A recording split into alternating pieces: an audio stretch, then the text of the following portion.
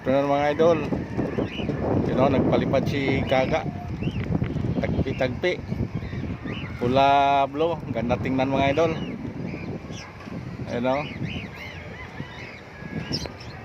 Nagpalipad na sana tayo kanina mga idol. Naputo lang dahil may umakyat mga bata na naman. Pinababa ko muna. Ako kung umuwi na ba doon sa may ilog. Mga bata kasi akyat ng akyat. Ako ang mapagalitan sa may-ari dito. Ayun. Marunong naman silang gumawa ng saranggula. Gusto nila manghingi kasi sila para okay lang kung saan nila isampay, kay hindi silang gumagawa eh.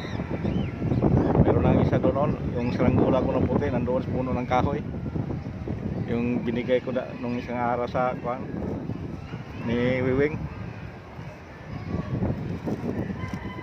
Ito mga idol, ang ganda ng kulay sa saranggula ni Gaga oh. Hindi lang siya nag-ariya, takot pagka madali na naman katulad kahapon, pero binayaran natin yung saranggula niya mga idol. Sabi ko na magtago ako, baka umakyat talaga mga idol. Hindi napigilan nung gabi na, kaya binigay ko lang si small monkey.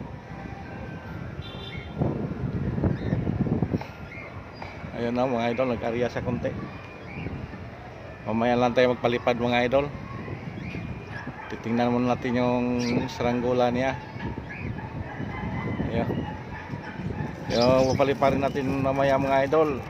Itong dilaw natin na nakapanalo kapon.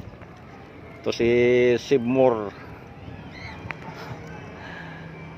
Yun, baka mamaya magpalipad din yung si Idol Pastor. Yan, hindi siya nag-ariya mga idol oh. Ikutin din yung saranggula niya pag mahina yung hangin. Malakas.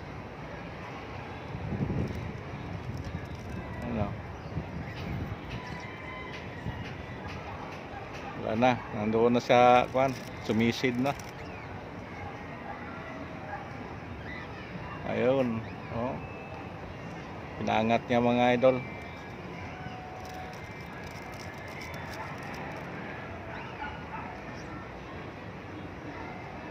Yung makyat vlog na mga idol, hindi yung taga rito mga idol, taga Block 34, malayo yung Block 34 isa dito sa ko.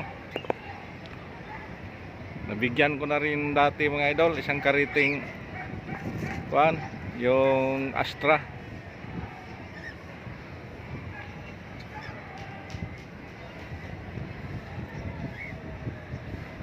Yan.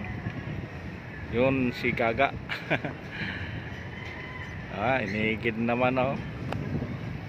Tapos mamaya sisigaw-sigaw naman niya na laban. Oh. Hindi naman lang pinalayuan yung saranggula niya. Paano paglaban? Wala na. Binigpit na mga idol. Oh. Wala na. Nagtago na. Ayan. Pinalipad pa konti. Ayan. Sa likod kasi sila ng malaking bahay, nagpapalipad. Tapos panay sigaw, laban, ibaba naman.